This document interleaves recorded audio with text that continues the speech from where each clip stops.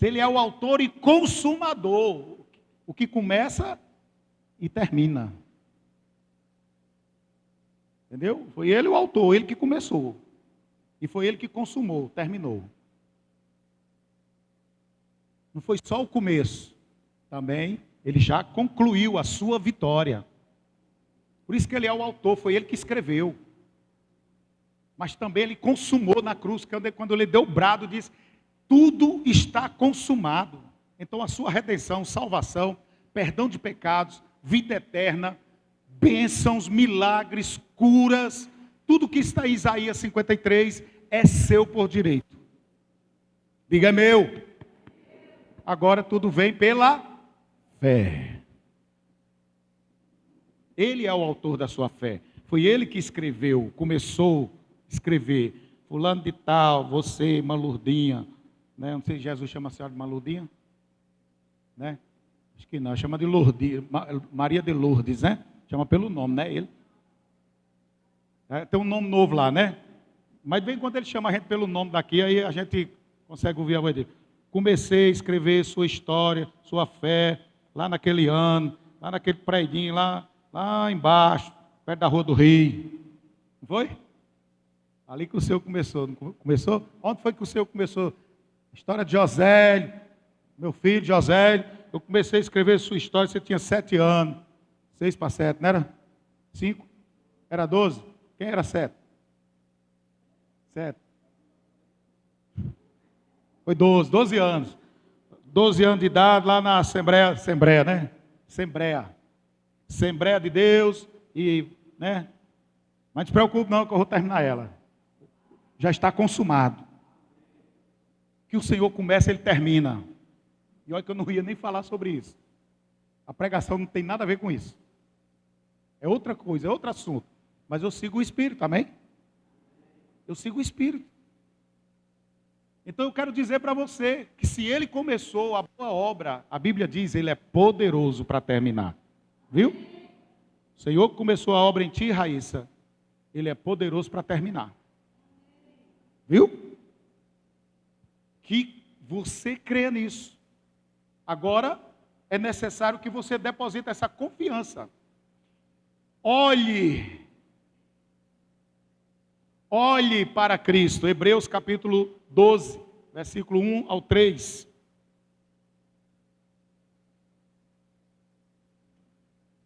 Vamos ler. Hebreus capítulo 12, do 1 ao 3.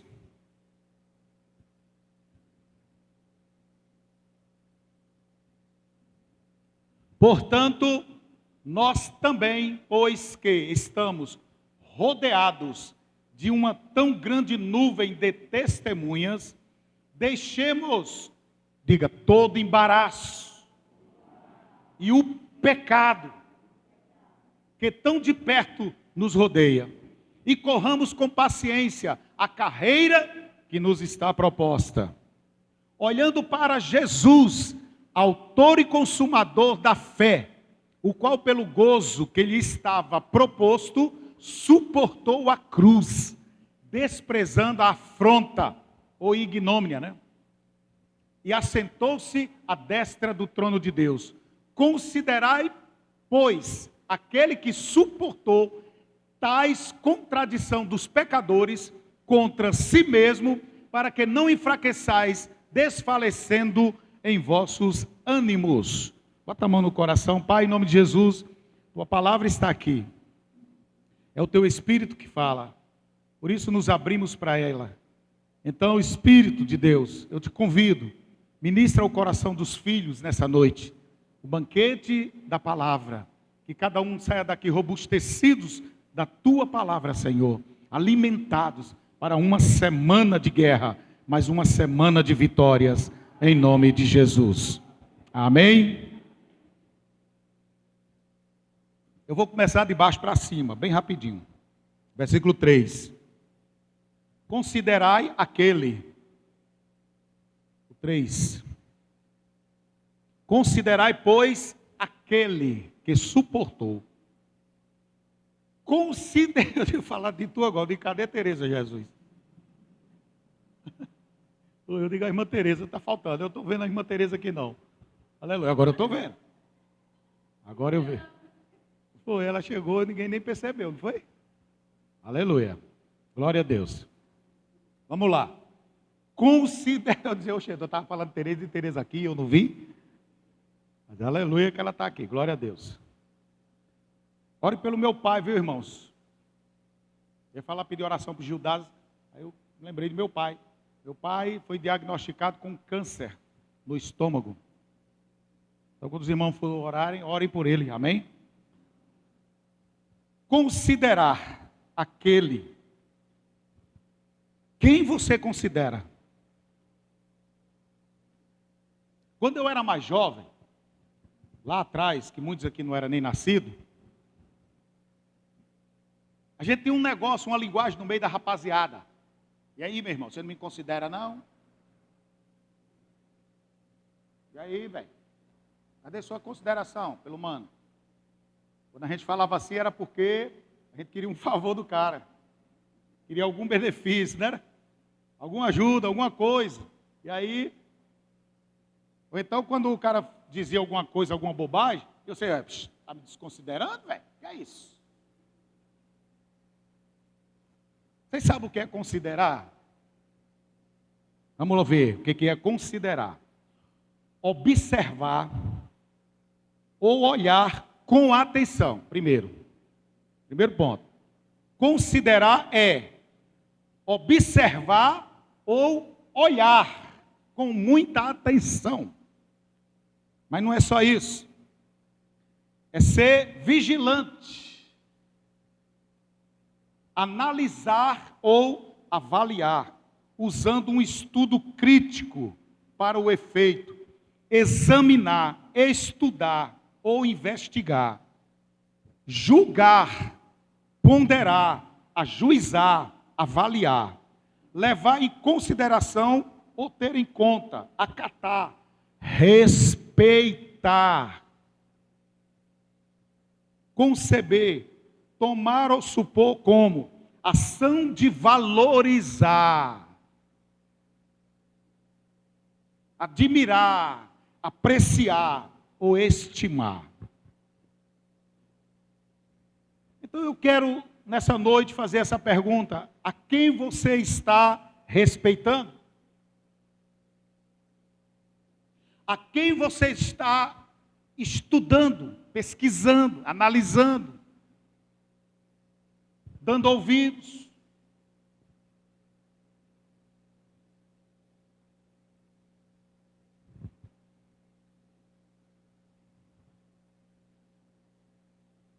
A quem você está olhando atentamente?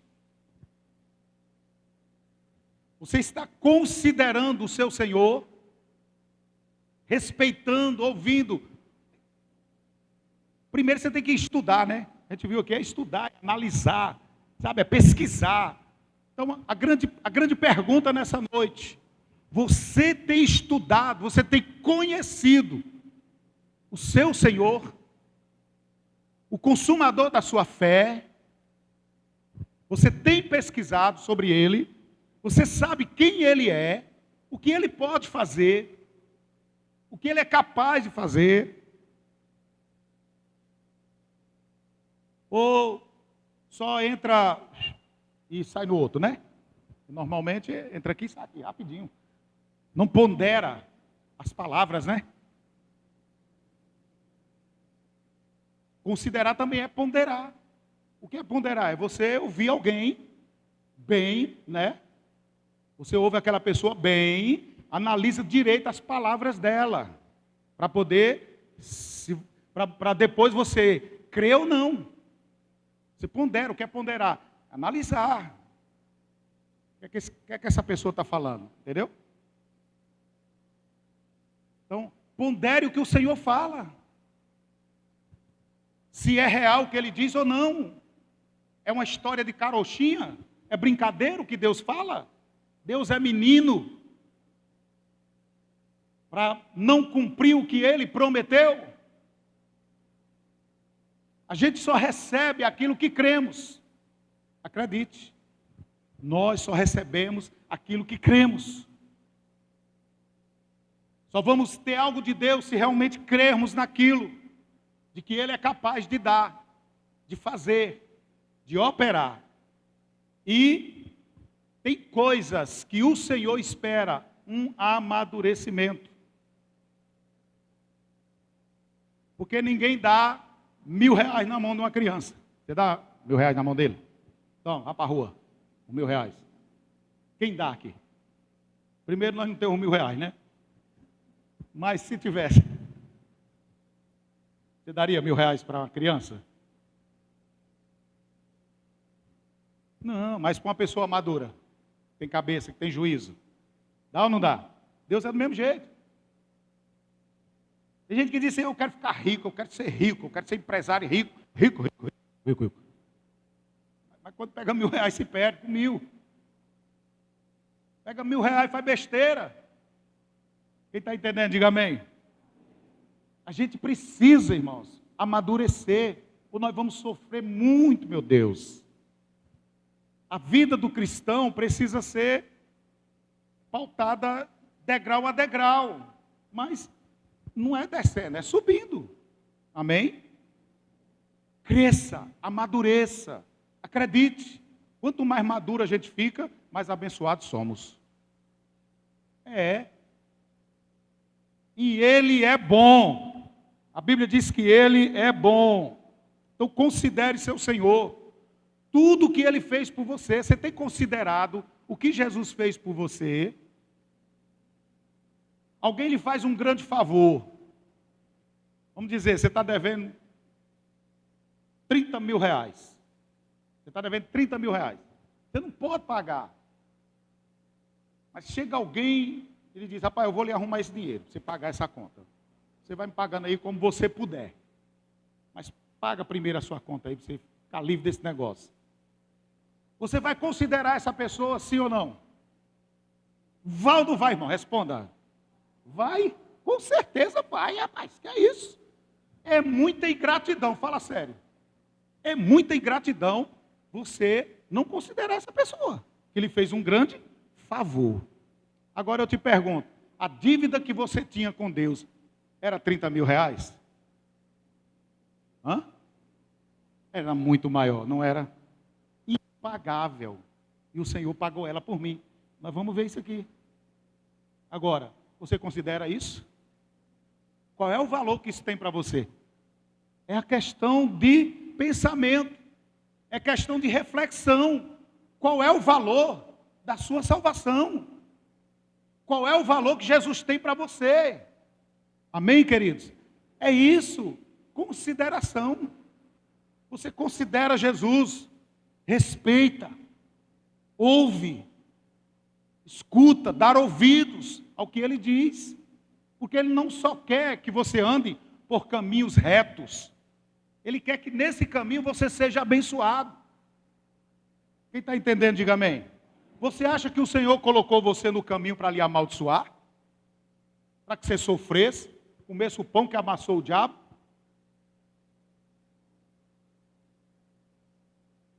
Quem entendeu, diga amém.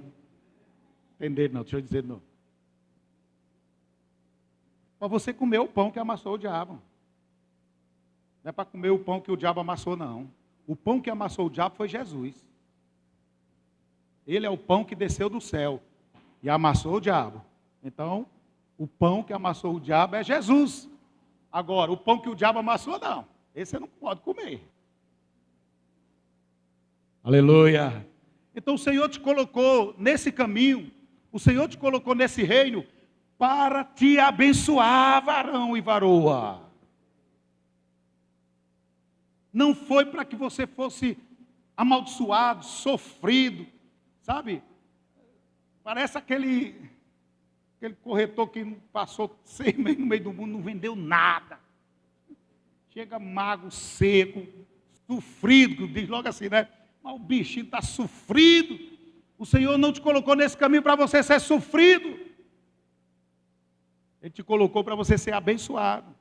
Agora é lógico, é claro, que na vida passamos perrengues. Mas é no final de cada perrengue que você enfrenta que vai dizer quem você é. Se for um fracassado ou vitorioso. E eu espero que nessa jornada, que é difícil, é estreito, mas tem bênçãos, tem descanso, tem luta, tem guerra, mas tem vitórias. E vai ser assim até Jesus voltar, amém? Ou até você ir. Acredite, precisamos considerar o nosso Senhor. Versículo 2. Olhando para Jesus.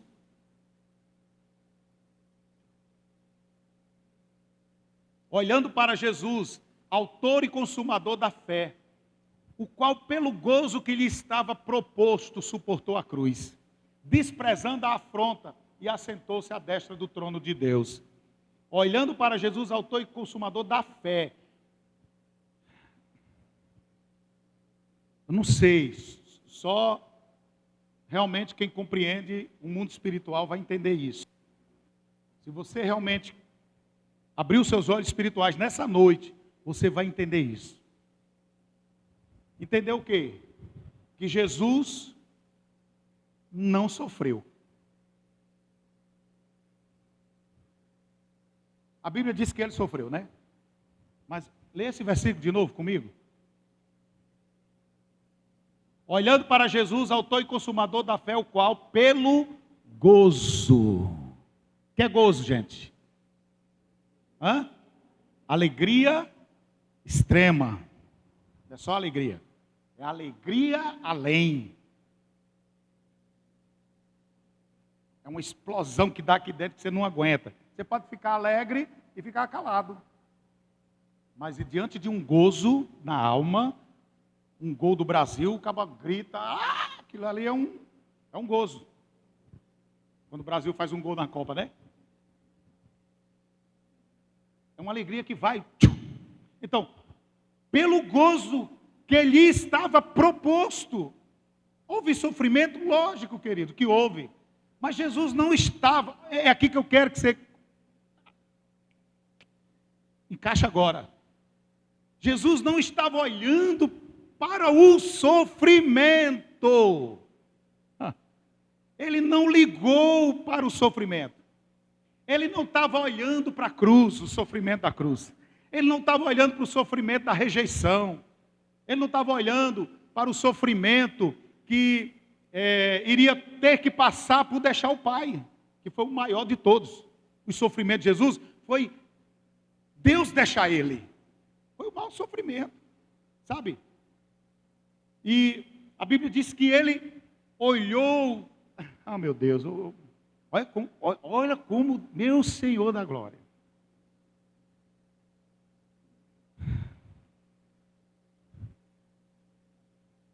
Jesus, quando foi preso, logo ali, que ele recebeu as bufetadas, cuspiram na cara dele, arrancaram a barba dele, pegaram assim a barba dele e puxaram.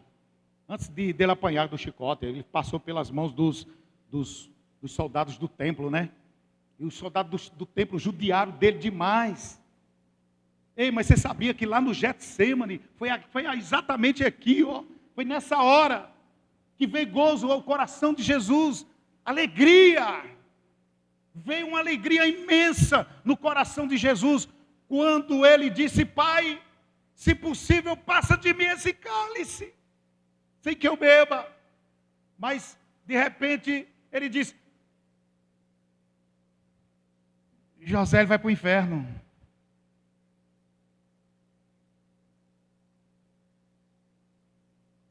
Helena vai para o inferno.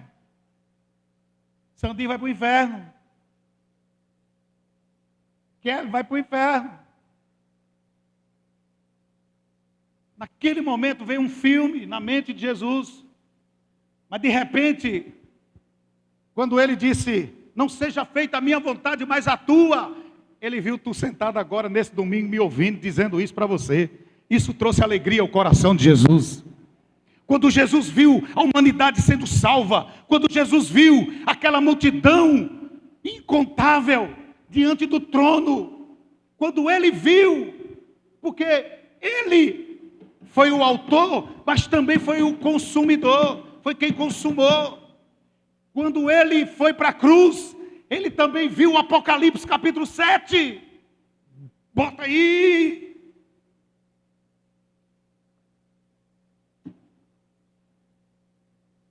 A alegria do coração de Jesus. Ele viu isso aqui.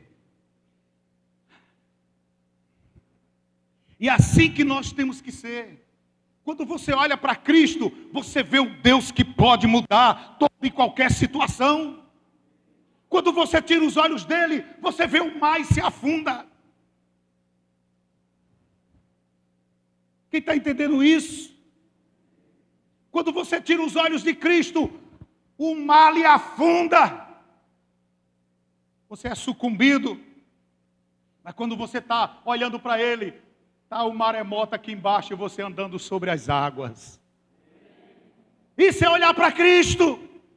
Tire os olhos do que é natural. Tire os olhos do que é humano. Olhe para Cristo, o autor da sua fé. Mas ele também consumou. Ele disse: eu comecei a obra em você. Eu vou te levar para o céu. Eu vou te levar. Acho que é 14. Não, é um 9 mesmo. Depois dessas coisas, olhei. João viu, mas o Cordeiro também viu. Quando ele estava no Getsêmani, Jesus viu isso. Por quê? Porque Apocalipse foi escrito antes de Gênesis. No caderno de Deus. Deus faz assim, ó. Ele cria o final da história. José Roberto Pereira da Silva vai estar lá diante do trono branco, aleluia. Vai estar lá diante do trono do Senhor, aliás. Trono branco não, está amarrado em nome de Jesus. Vai estar lá diante do trono do Senhor. Pronto. José Roberto Pereira da Silva. Filho do Guarda Silva e dona Dalvinha. Aí vem para cá para o começo. Agora eu vou escrever, começar. Eu sou o autor da sua história, então eu vou começar a escrever. 1970, dia 23 de setembro, às 18 horas, uns quebrados. Nasce aquele menininho, magrelinho seco, canela fina, cabelo liso, melado, mas bonito que dava show. Nasceu. Agora eu vou escrever a história dele, ele vai para São Paulo, depois ele vem, aí vai, não sei o quê, aí volta para São Bento, aí conhece a dona Elba, aí casa com Elba, tem Juninho, tem Rona, aí Luana casa, mas Juninho tem uns filhos, aí vem um neto bonito que nem ele, aí chegou, morreu. Morri aqui, aonde Deus já tinha terminado. Ele é o autor, mas também é o consumador para os que creem. Porque é pela fé. Então eu não vou para o inferno. Porque quem me comprou foi Jesus Cristo de Nazaré. Autor e consumador da minha fé. Olhei e eis aqui uma multidão. Jesus viu isso. A qual ninguém podia contar. De todas as nações e tribos. Dá uma canção bonita isso. De todas as nações e tribos e povos e línguas.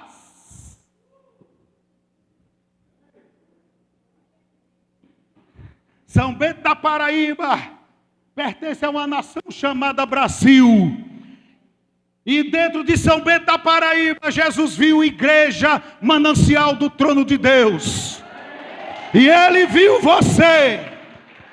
Ele te viu assentado nessa noite, ouvindo esse pastor que muitos não dão valor, dizendo para você: seu nome está escrito no livro da vida. Ele já começou a sua história e também já terminou. Você está aqui dentro. Essa multidão, você está acolá. Quando Jesus viu isso, ele só podia sorrir. Por isso que a Bíblia diz que ele teve um gozo quando ele viu você sendo salvo. Aí a Bíblia diz que ele nem se importou. Quer ver? Bota lá de novo. Ele nem ligou. Vou mostrar para você que ele nem ligou. Era o caba metendo lá chibata nele. Era o caba metendo lá chibata em Jesus. O diabo dando risada e Jesus também. Sabe, no seu espírito ele ria. Seu corpo sentia dor. Mas você não sabe. E nem Satanás sabia, porque se soubesse não tinha feito aquilo. Cada chibatada que Jesus levou nas costas é um tipo de cura para um tipo de enfermidade. Existe, segundo a ciência, 39 tipos de doenças. As outras são ramificações delas. Mas cientificamente provado, 39 doenças. Quantas chibatadas Jesus levou? 39. Para cada enfermidade. Pá! Aí Satanás achando que estava fazendo algo bonito, e Deus dizendo, a providência da cura chegou. Tudo isso. A coroa de espinho tem um significado. Os cravos têm um significado. Nada foi em vão. O sangue escorrendo pela cruz, tocando no chão. Redenção da terra. Não só do corpo, mas também da terra. Vamos lá. Versículo 2.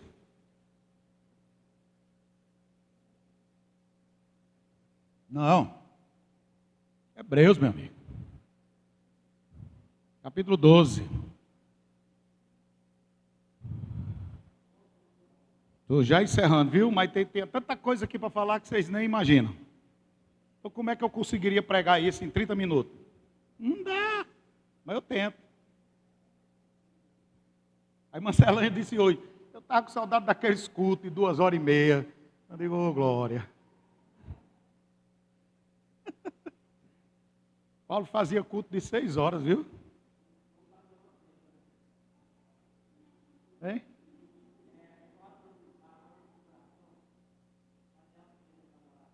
É. Vamos lá. Ó. O qual, pelo gozo que lhe estava proposto, suportou a cruz, desprezando. Nem ligou. Desprezando o quê? Afronta. Essa palavra ela é ignomínia na minha versão.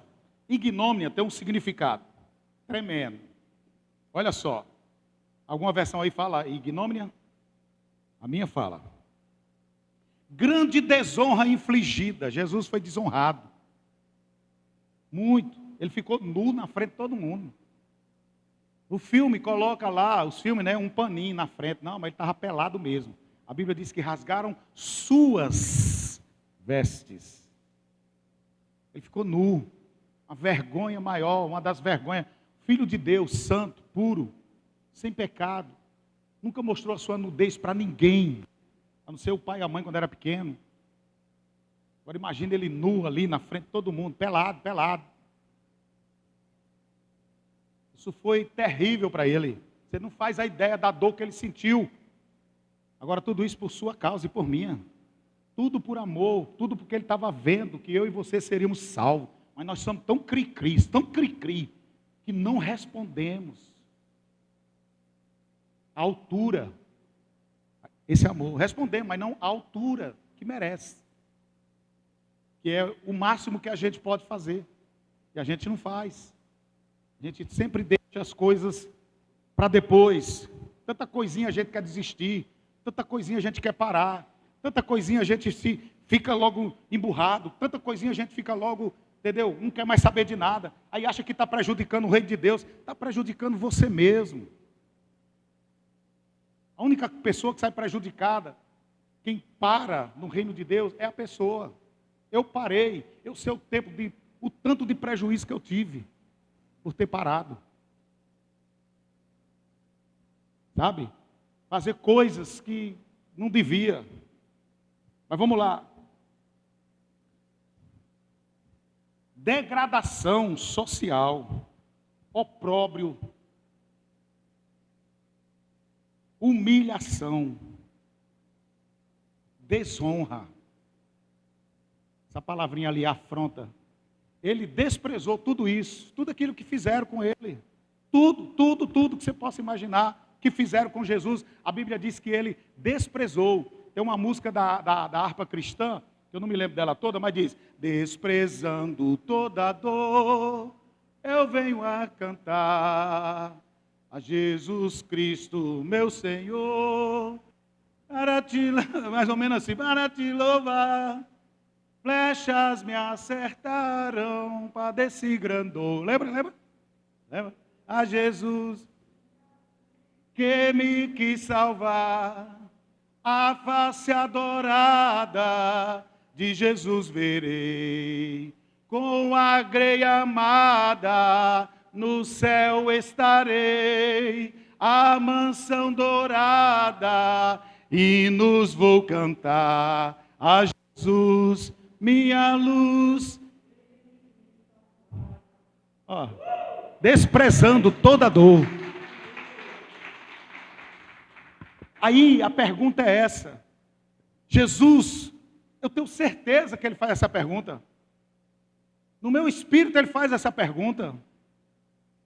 Tudo eu fiz por você, mas o que fazes tu por mim? Isso é forte. Analise, reflita. Ele desprezou toda a dor. Não quis nem saber. Só para ter a alegria de ver você sentado aqui, dando glória a Deus e indo para o céu. Amém? Vamos embora. Desprezando toda a dor, assentou-se à destra do trono de Deus. Aleluia. E está lá intercedendo por nós. Aí o versículo 1 para a gente encerrar, bem rapidinho. Nós estamos subindo. Eu comecei de baixo para cima. Eu achei mais interessante, para encerrar, o versículo 1. Deixemos todo o embaraço e pecado e corramos a carreira que nos está proposta. Portanto, nós, pois que estamos rodeados de uma tão grande nuvem de testemunha, deixemos todo o embaraço e o pecado que tão de perto nos rodeia e corramos com paciência a carreira que está na nossa frente. Paulo está falando que corra, né? E os que estão parados. Se para aqueles que são, se para os ágeis, Paulo diz corra, imagine para os parados. Queridos, estamos mais perto do que antes. O rei está voltando. Não podemos desistir. Não podemos parar. Não podemos ficar presos ao pecado. Não podemos ficar presos às correntes. Essas correntes não é para prender você. Essas correntes, você já foram liberta delas. Não volte para elas. Não deixe Satanás aprisionar sua alma. O Espírito do Senhor Deus está em ti. E a Bíblia diz que Ele é uma fonte inesgotável de alegria. Amém? A Bíblia diz, se você está triste, faça o quê? Irmãos, se você está triste, ore. Está feliz? Cante. Mas está triste, vá orar, não reclamar, não murmurar. Estamos rodeados.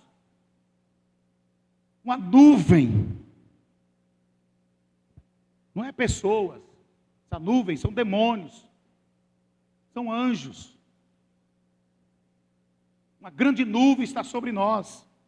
Os anjos dizendo, vá em frente.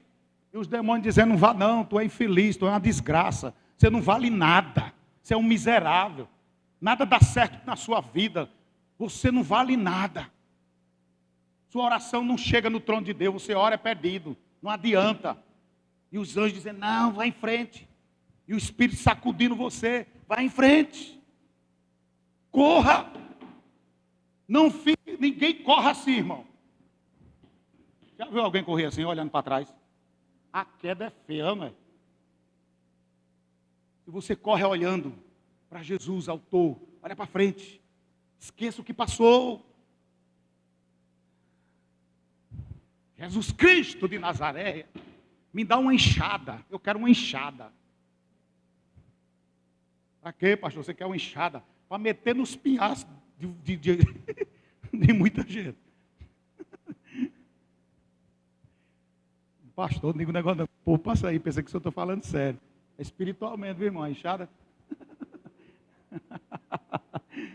Vou falar, é espiritualmente, viu, irmão? Zé enxada, cuidado, porque tem gente que passa aí. Eu estava falando uma vez, a gente pedindo oferta para a bateria. Eu dizendo o preço da bateria, R$ 1.750. A pessoa passou no meio da rua e disse, olha, estou dizendo, começou bem pequenininho, já está pedindo oferta de 1.700. Eu estava falando o preço da bateria. Né? Tem gente que passa aí e vê tudo errado. Escuta tudo errado. Só escuta um pedaço, né? Nunca escuta um pedaço de uma conversa e sai falando. É problema. É problema. Aí deixa eu encerrar. Portanto, deixemos todo o embaraço e o pecado que tão de perto nos rodeia. Está tão pertinho, irmãos. Fica ali assediando. Os embaraços. O que é embaraço? O que é embaraço? Queria um negócio para dar um exemplo de embaraço aqui. Embaraço é um novelo, um fio todo, um novelo de fio todo enlinhado. Você vai ter que desenlinhar, está tudo embaraçado. Não é assim? Aquilo é um embaraço. A sua vida fica desse jeito quando você tira os olhos de Jesus. Se você tirar os olhos de Jesus, você vai ficar embaraçado nesse mundo. Você não vai saber sair das situações. Você não vai saber sair dos seus problemas, das suas lutas, das suas guerras. Aleluia. Eu vou fazer que nem o pastor João Carlos. Ele para tirar foto. É que eu tiro foto e acaba ficando feio, mais feio ainda. Fica as tábuas depois.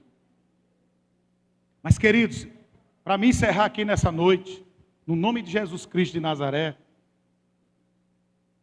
saia dos embaraços, pelo amor de Deus. Não fique dando ouvidos a nada que não seja Cristo, amém?